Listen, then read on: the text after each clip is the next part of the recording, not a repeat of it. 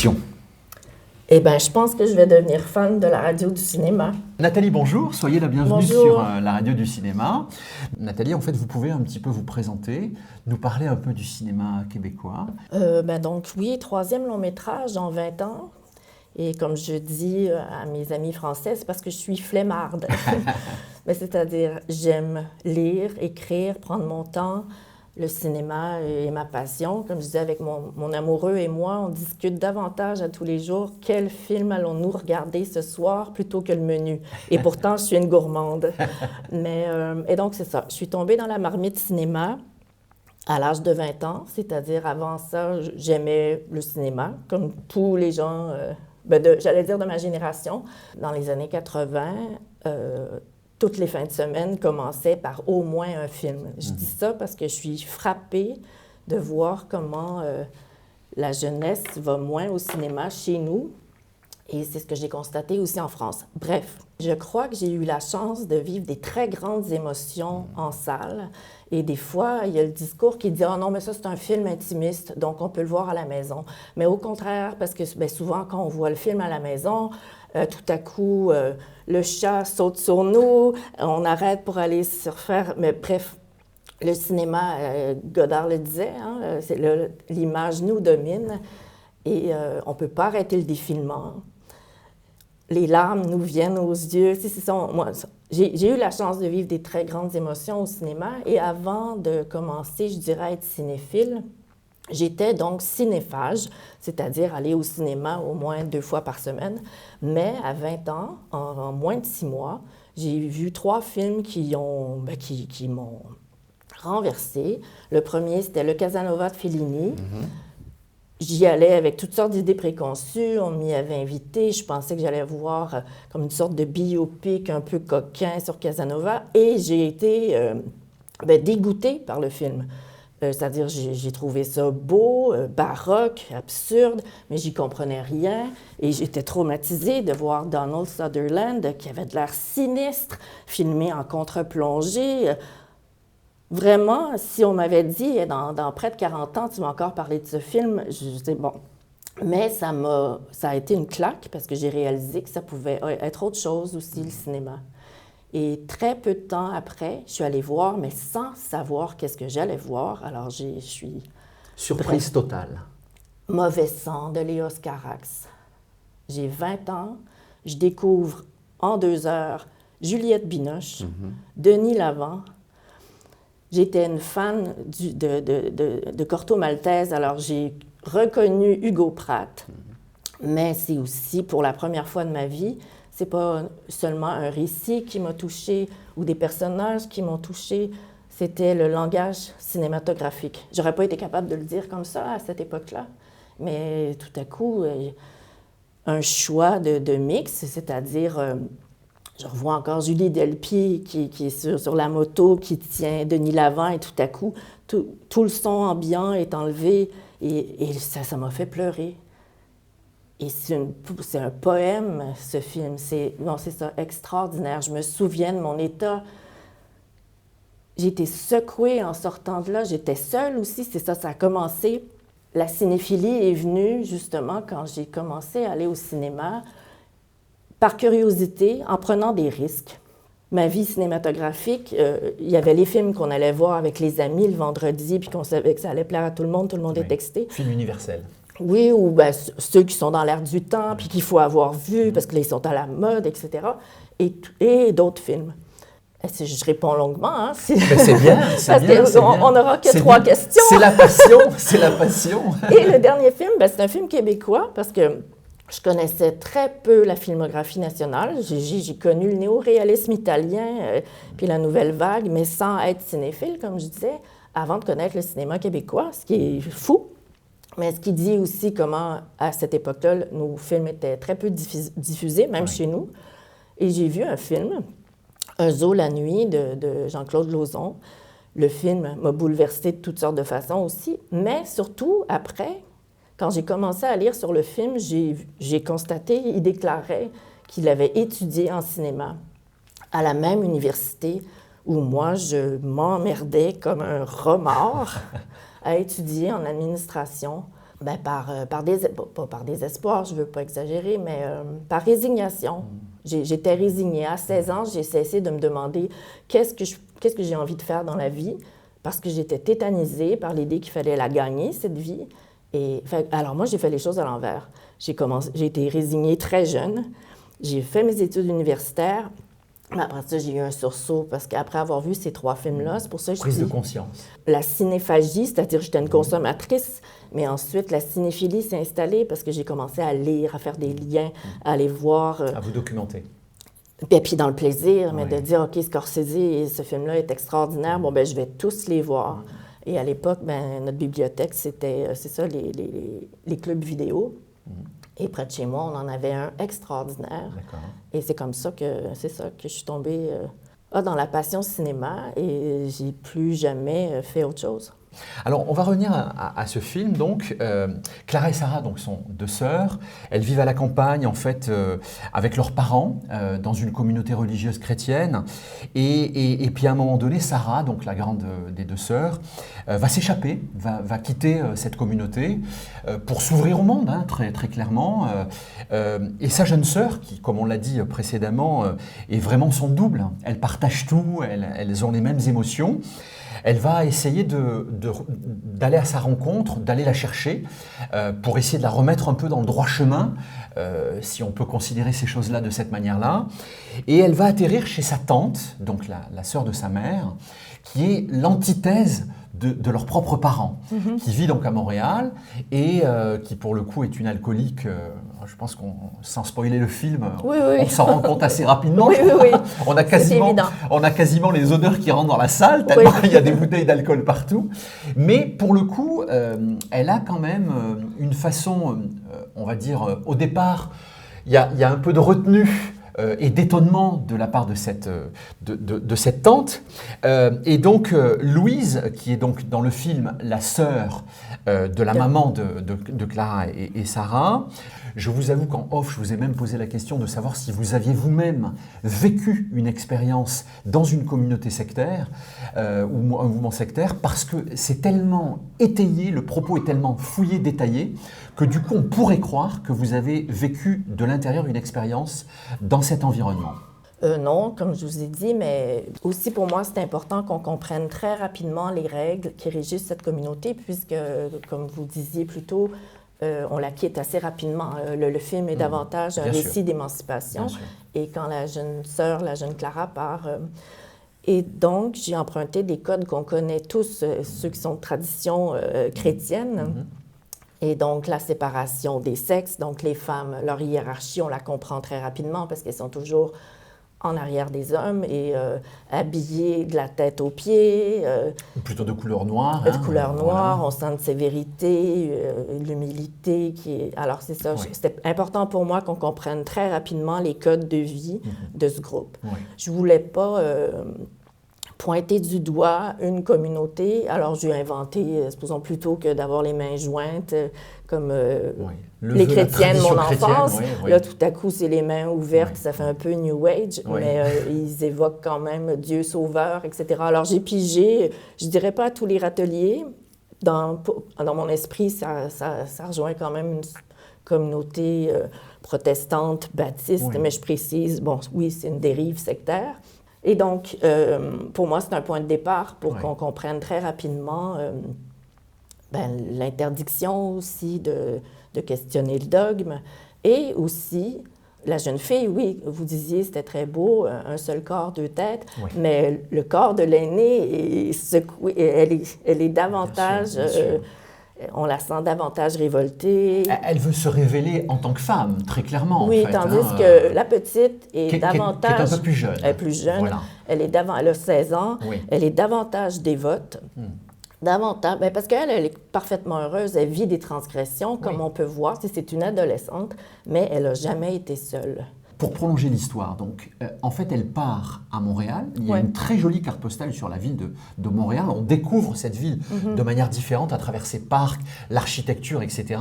Et c'est vraiment, il y a une ode à cette ville qui est vraiment d'une bienveillance absolue. Et alors, elle va chez sa tante pour expliquer les choses en pensant trouver sa sœur, puisqu'elle découvre à la poubelle une photo qu'elle reconstitue. Et on s'arrêtera là au niveau des détails pour ne pas spoiler l'histoire. Elle découvre une photo qui en réalité correspond à une photo très ancienne où on voit donc cette tante devant chez elle. Et donc, elle essaye de se rapprocher de ce domicile. Elle y parvient en sachant que la ville, pour elle, c'est vraiment tout ce qu'il y a de plus nouveau. Et au-delà de ça, donc, elle découvre malheureusement que sa sœur n'est pas chez sa tante. Et finalement, l'histoire à part entière démarre à ce moment-là. C'est l'histoire aussi, c'est la déconstruction des certitudes. Voilà. Alors, elle est convaincue que sa sœur ne peut être qu'à cet endroit, puisque, etc. Et c'est ça, ce personnage-là a appris à réprimer ses questions, à réfléchir, etc. Et le fait c'est sa première surprise, c'est son premier échec, et non, sa sœur n'est pas là.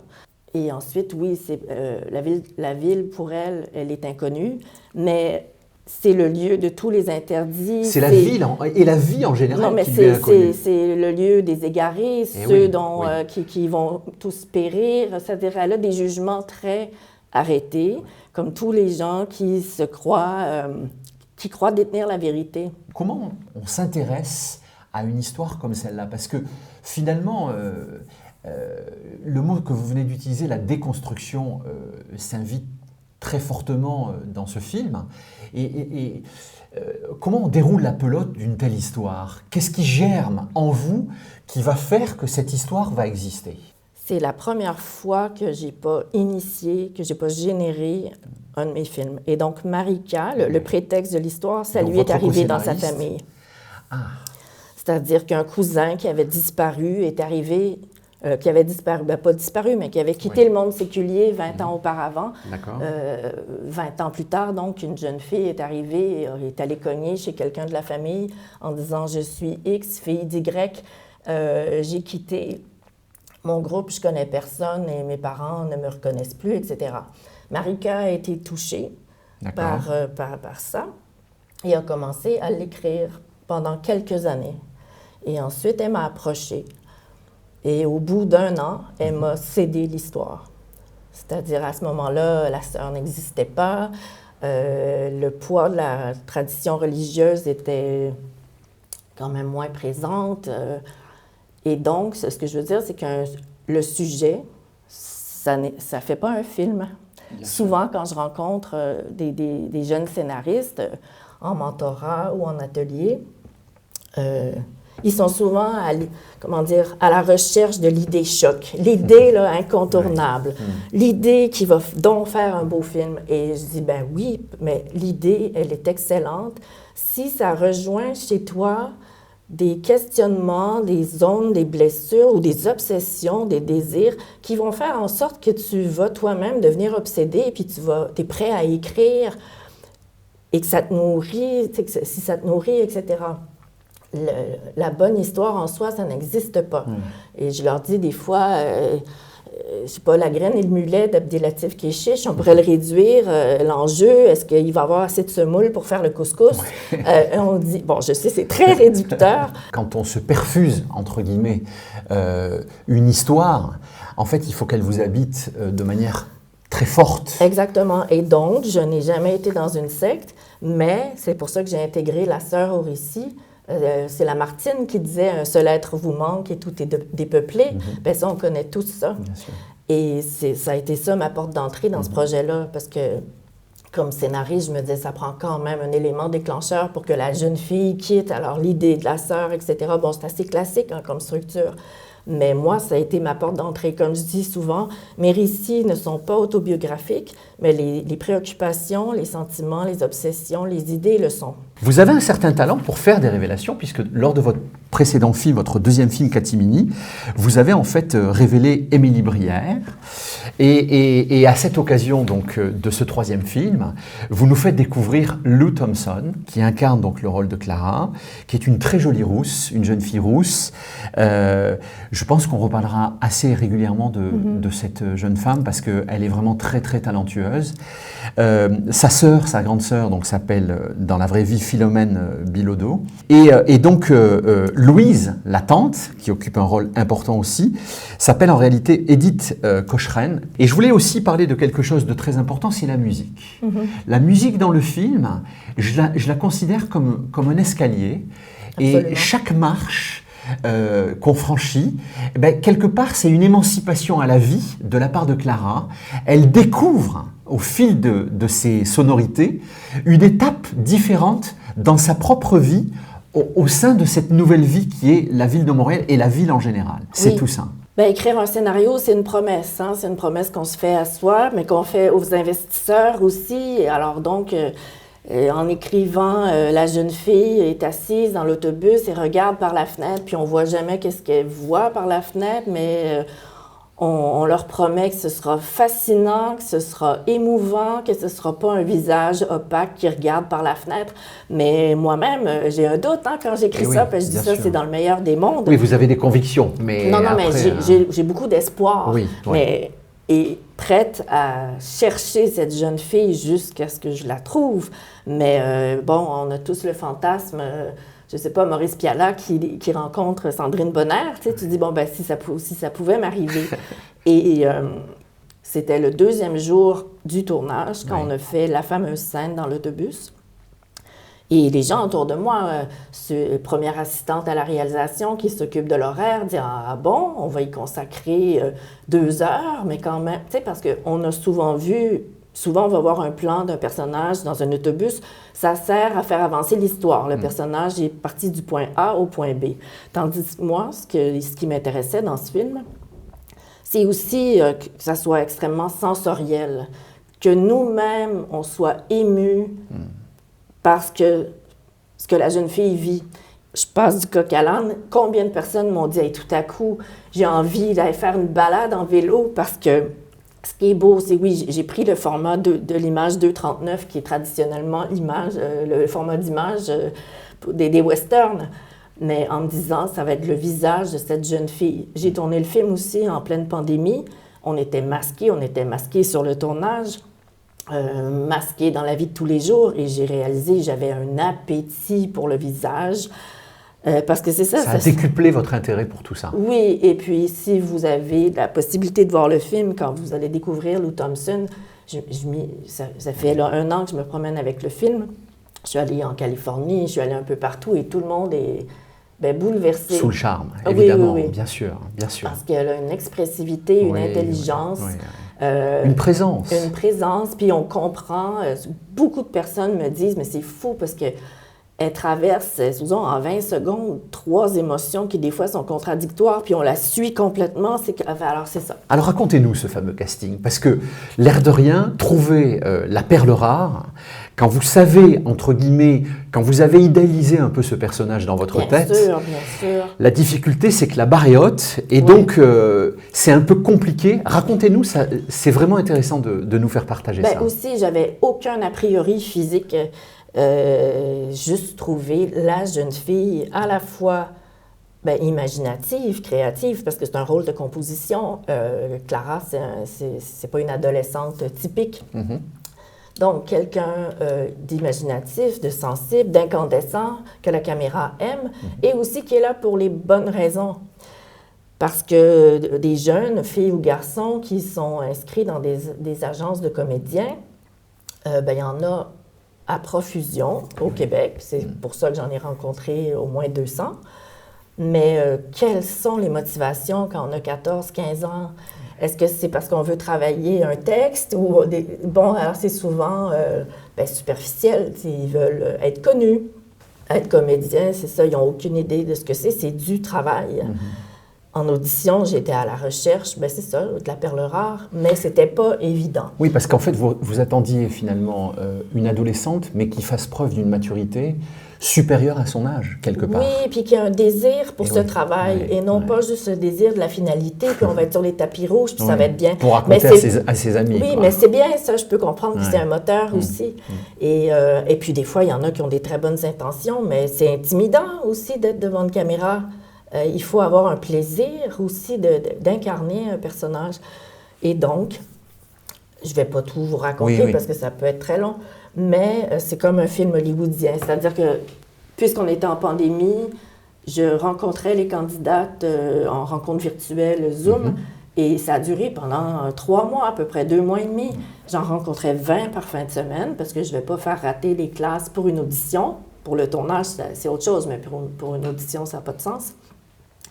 Et je leur faisais faire 2 scènes, une avec dialogue et une autre qui était silencieuse. Et on pourrait croire que si la scène avec dialogue peut être plus difficile, ben non, elles s'en tiraient toutes à peu près très bien parce qu'elles peuvent s'accrocher à leur ligne et elles ont des coachs, etc. Mais c'est la scène silencieuse, c'est-à-dire la première fois où le personnage qui se retrouve face à un miroir puis qui est seul et qui s'accorde le droit de se regarder, parce que dans sa communauté, de un, il n'y a pas de miroir, et aussi se regarder dans le miroir, c'est un acte de vanité, c'est de l'orgueil, c'est...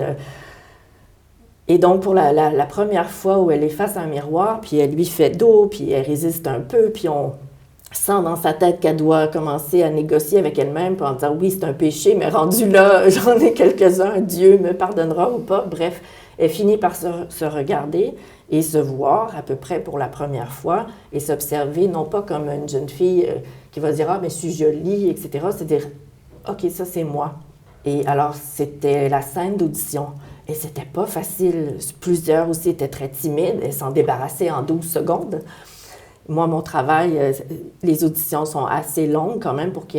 Ce que j'essaie de vérifier quand j'aborde quelqu'un d'aussi jeune et donc il n'y a pas d'expérience, c'est est-ce qu'il y a un plaisir à créer?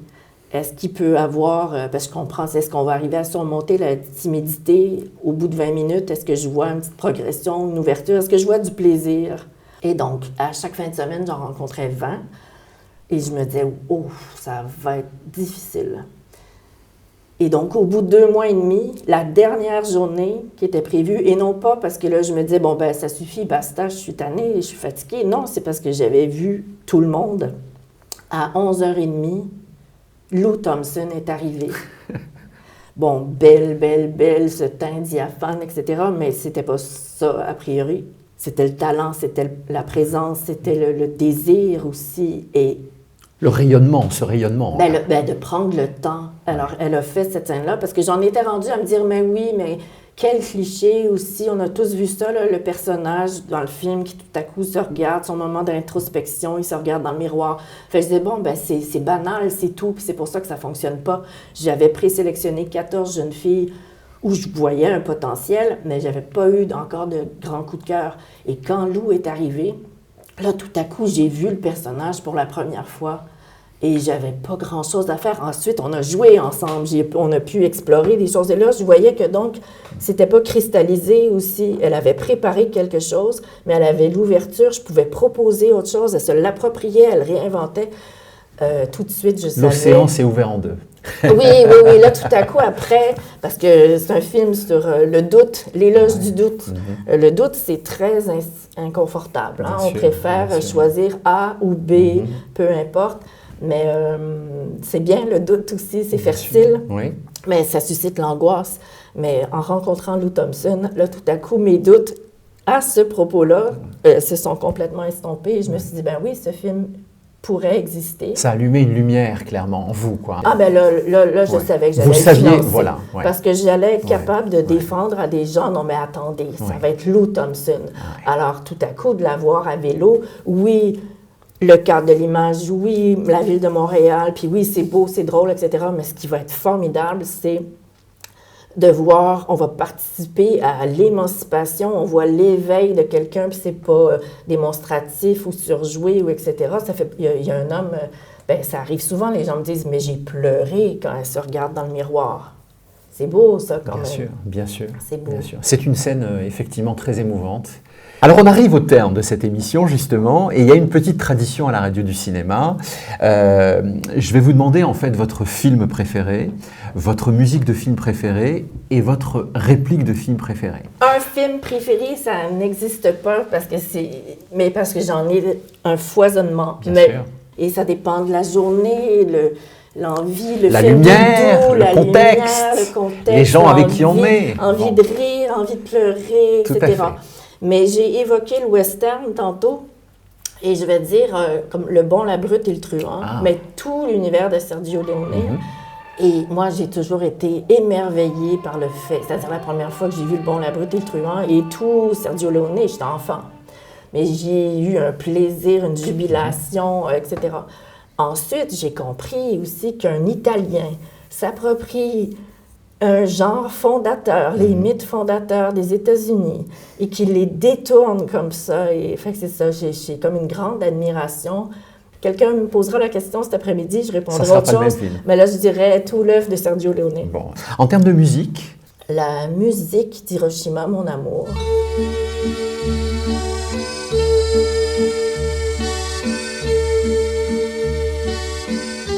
Bon, Georges Delerue, parce que j'ai qu'à entendre cette musique-là pour ensuite être dans un spleen qui dure 2 jours.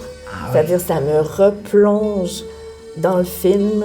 C'est un pouvoir évocateur si grand. Puis Delerue aussi, c'est tout, le mépris, etc. Des grandes musiques qui ont été fondamentales aussi pour moi. Des grandes découvertes au début de mon histoire d'amour avec le cinéma. Très intéressant. Et donc, votre réplique préférée? C'est comme, il y a un film pour enfants, puis ça dit la guerre, c'est pas une raison pour se faire mal. Et donc, c'est La guerre des tucs, un film qui raconte ces 2 bandes d'enfants au Québec, donc 2 bandes d'enfants, une journée de tempête, congé scolaire, et ils construisent des forts de neige, c'est-à-dire des immenses châteaux forts. Avec de la neige. Ah oui, c'est 2 mètres de haut, et ils font la guerre. D'accord. Et ça commence gentiment, mais ça vire au drame. Ah oui. La guerre, pas une raison pour se faire mal! Cette réplique, en tout cas, Mais oui, la guerre, vous l'avez en tête. C'est pas une raison pour se faire mal.